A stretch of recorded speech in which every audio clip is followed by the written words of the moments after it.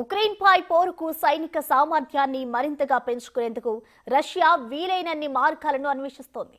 అందులో భాగంగా కొత్తగా సైన్యంలోకి చేరే వారి రుణాలకు క్షమాభిక్ష ప్రసాదించే చట్టంపై రష్యా అధ్యక్షుడు వ్లాదిమిర్ పుతిన్ సంతకం చేశారు.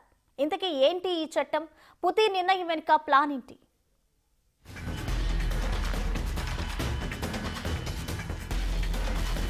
రష్యా సైనిక బలం తగ్గుతుందా? ఉత్తర కొరియా సైన్యం సరిపోవడం లేదా?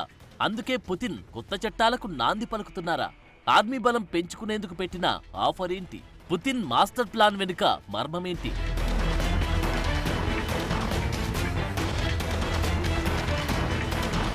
పుతిన్ రష్యా ఉక్రెయిన్ యుద్ధంలో ఎప్పుడూ ఓ అడుగు ముందే ఉంటారు. ప్రత్యర్థిపై పైచేయి సాధించేందుకు ఆయన వేసే ఎత్తులు ఎవరికీ అంతుపట్టవు.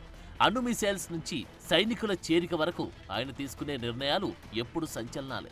ఈ 1000 రోజుల వార్లో కూడా రష్యా దూకుడుకు, ఉక్రెయిన్ దెబ్బకు 2 దేశాల సైనికులు ప్రాణాలు కోల్పోయారు. అందులో రష్యా భారీ సంఖ్యలో సైన్యాన్ని నష్టపోయింది. దీంతో చాలా మంది రష్యా పౌరులు సైన్యంలో చేరాలంటే వణుకుతున్నారు. అందుకే ఉత్తర కొరియా సైనికులతో బలం పెంచుకుంటుంది రష్యా ఆర్మీ. కానీ యుద్ధానికి వీరు సరిపోరు అని రష్యా భావిస్తున్నట్టు తెలుస్తోంది. అందుకే సైనిక సామర్థ్యాన్ని మరింతగా పెంచుకునేందుకు, జనాన్ని ఆకట్టుకునేందుకు కొత్త చట్టాన్ని తీసుకొచ్చింది.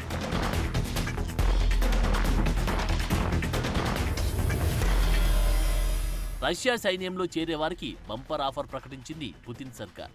అదే రుణమాఫీ. రష్యా సైన్యంలో చేరే వారికి రుణాలు మాఫీ చేసే చట్టంపై అధ్యక్షుడు పుతిన్ తాజాగా సంతకం చేశారు.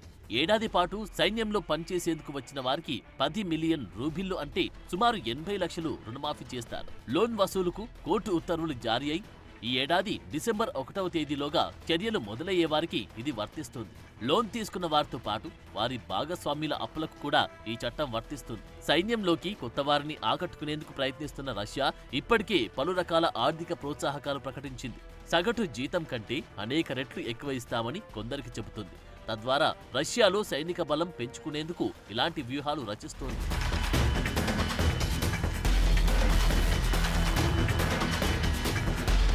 ఇకపోతే ఇప్పటికీ ఉత్తర కొరియా సేనలను ఉపయోగించుకుంటుంది రష్యా.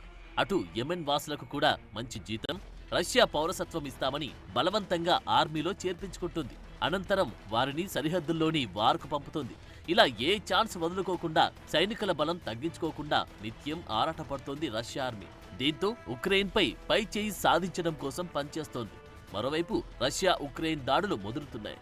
3వ ప్రపంచ యుద్ధం కూడా మొదలైందని లీడర్లు పదే పదే ప్రస్తావిస్తున్నారు. మొన్నటికి మొన్న ఖండాంతర బాలిస్టిక్ క్షిపణిని ప్రయోగించి ఉక్రెయిన్ను హడలెత్తించింది. ఇప్పుడు రష్యా ఆర్మీని రిక్రూట్మెంట్తో ప్రపంచ యుద్ధానికి సమయం ఆసన్నమైందని, అందుకే రష్యా సైన్యాన్ని సిద్ధం చేసుకుంటుందనే వార్తలు వినిపిస్తున్నాయి.